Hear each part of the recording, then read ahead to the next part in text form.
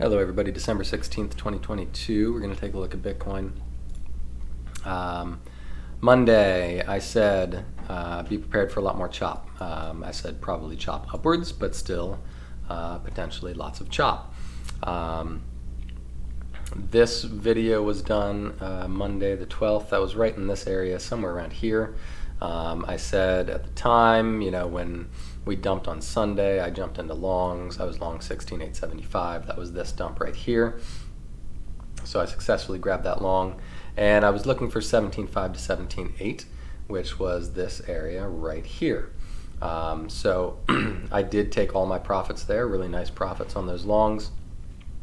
And then I just kind of waited to see what happened there. So I'll show you what I saw after that.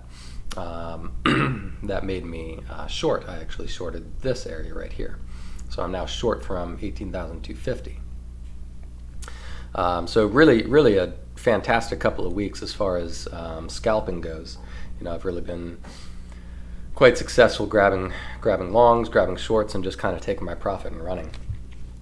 So anyway, I was looking for that area potentially before the bears could take over again and push us down to the 12 to 14 region. That's still my most likely scenario, with just the caveat that both bulls and bears have failed to do anything productive, so we've got tons of possibilities, right? I do think that we have eliminated a few of the possibilities anyway, which is good, but we still have quite a few. So what I saw on Monday that made me, on Tuesday or Wednesday, when this action was happening here, that made me look for shorts at a higher level, even though I took my profits on my longs right here. I then was looking for shorts here. Let me show you why. If I zoom in here, I wasn't exactly sure where the action fit in at the time. But this looked very much like 1, 2, 3, 4, 5 to me. And so, well, we had just 1, 2, 3 at that point. So I drew my fib backwards, 3 to 2. I said that held the fourth wave zone right there. And then our fifth wave target is somewhere in this area up here in this 18.2, 18.3 region. And so I decided to grab some shorts at that point because that is a completed 5-wave move. And once we complete 5 waves, we pretty much always get a pullback. And whether that was just going to be a nice little corrective pullback before further in a bull scenario, or moving downwards, potentially going to that 12 to 14 area, remained to be seen. But I thought that was a great area to grab some shorts. I didn't go heavy because, even though it's the end of a 5th wave, there's really not a great stop. It could just continue upwards. So I went really low leverage, sort of small position, and was planning on layering back in, hoping to see like a little micro 5 down, followed by 3 waves up. Then you short that a little bit more aggressively, right? Obviously, at this point, we don't really have that clearly anyway. I'll dig into that micro in just a minute, but let me point out one more thing I'm looking at here.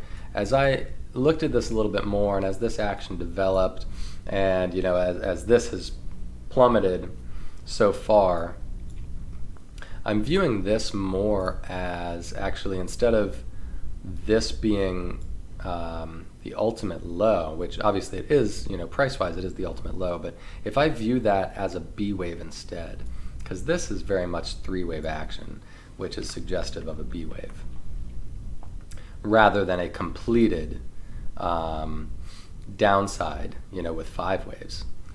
Then I can view this as our A, this is our B in an expanded flat, and look to this as being a C wave. And so in that instance, it actually makes a lot of sense for this to hit here, and it makes a lot of sense in these yellow numbers right here, which I'm going to make just slightly bigger. Too big. Okay. Basically, this being 1, 2, 3, 4, and 5. C waves have 5 waves.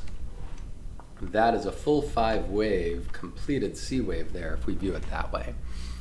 And so that's my primary at this point. I think that makes the most sense, especially given that we've seen this breakdown now, which eliminates this red scenario, right? The red scenario is that either this is 1 or maybe ABC, this could be 1 here, this could be 2, this could be 3, right? But if that was the case, we would have a larger diagonal like this, and we've clearly gone below that as well. So in either case, that red scenario, I think we can eliminate that. And you know, the only thing that we now need to be cautious of as bears is that because this was a lower low here, it is possible that these 5 waves are not a C wave, as I have, and are instead a leading diagonal. And this is one reason I hate all of this corrective diagonal action. It makes it really hard to decide what you're actually dealing with. But if this is a leading diagonal, okay, this is my new bullish alternative. If that's a leading diagonal, we would draw a fib from the bottom up to the top. We would say that below the 886, which is 15,783, below that is true invalidation. Below this 786 is a pretty big warning sign. And ideally, for this to be the bullish case, we would want to see this hold right here between the 382 and the 61865 area here, the golden pocket basically. So this is why this is my alternative scenario. I don't see a clear 3 waves down within this, right? If this was going to be the bullish scenario, it would look a lot better if we had something a bit more substantial for a B wave like this. The argument can be made that this could be A, that could be B, and this could be C. There is an argument to be made for that. And so I'm going to put that in red. We're going to use this as our alternate scenario here, A, B, C. Okay, and if we see a new 5-wave impulse up off of this low, this will become the primary scenario instead of the alternate.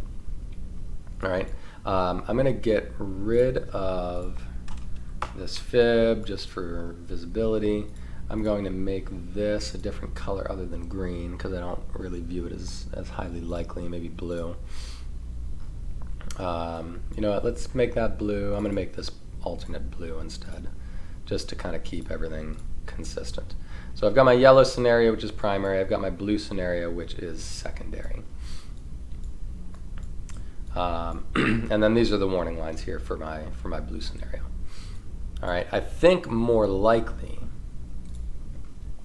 is that this was in fact the yellow C wave rather than a leading diagonal first wave, and therefore we are somehow doing 5 waves down within this. It is unclear, which makes me, you know, consider that blue possibility a little bit more. I'll dig into that in just a second. But if this is the bear scenario, we should at some point see a 3-wave correction upwards. If we see this, that very clearly says, yep, yellow is correct and we're going down. All right, and that's really the difference between these two scenarios. If we hold this area and do 3 waves up, yellow is primary. If we hold this area and do 5 waves up, that looks impulsive. I don't know exactly how high it's going to go yet. We need to kind of see how the bounce forms first. But once it does start to form, I can get targets for what those 5 waves need to be. But if it does something like that, 5 waves instead of 3, I then move into that blue scenario as my primary, where this is wave 1, this is wave 2, and then this would be the beginning of wave 3. Wave 3 would be nice and strong, but this would be our wave 1 and 2 of 3. And so that is the time to long, right? So at this point, you know, there's really not much to do except for wait. I'm sitting in shorts and waiting to see how the next move develops. Let me go ahead and put on, let's just assume for a moment the bottom is in, and this is for the blue scenario. And again, just for clarity, let me make that blue. We would need to see something like this, basically, for blue. 1, 2, 3, 4, and 5. At this point, it's pointing upwards to about 23K. That'll change slightly, you know, if we see a little bit further down, but don't actually go below, like these levels here. You know, we can see a little further downside, that's fine, but it's still pointing upwards to about that 22 to 23 area. So there's the blue, only bullish scenario that I see, and I really am not going to trust it unless it gives us an impulse, right? We can start an impulse with a diagonal, that's fine, but the next move from there for this third wave should be impulsive. I don't want to see another diagonal. If we see another diagonal forming, that's just more chop, and we're still probably going down from there. All right. Lots of information there. Hopefully all of that made sense. But there's my two scenarios. Either we're going up in blue or down in yellow. Yellow likely leads us down here to this 12 to 14 area. We'll have to see where this dump ends up going, where a pullback ends up going, to kind of get a clearer picture of where exactly we'll go down there. But that's kind of my target, 12 to 14, as a general target anyway. And finally, let's just dig in here into the 5-minute, see if there's anything that really can be said about this. Kind of get some of these boxes off of here now. This danger zone obviously failed.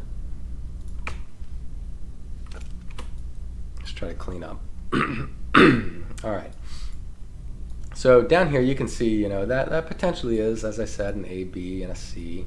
It is certainly possible that is just corrective action. It's really hard to divine if there is a 5-wave move somewhere within this.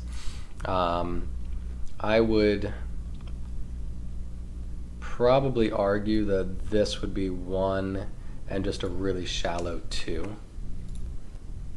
And if that's the case,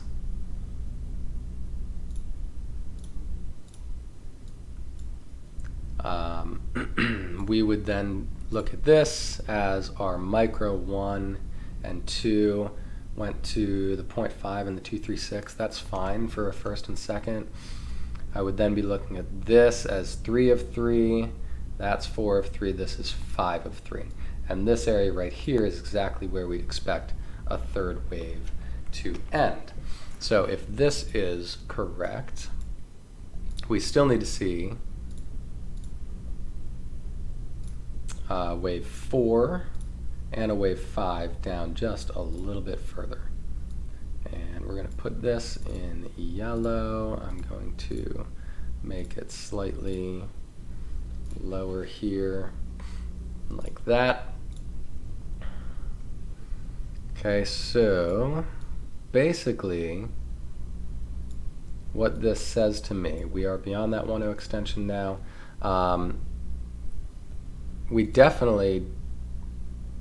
Bears definitely don't want to see it go above the 618. Okay, that's 17,230. If this goes above 17,230, it means the yellow count is wrong. And I think that's the most reasonable count we can have in here.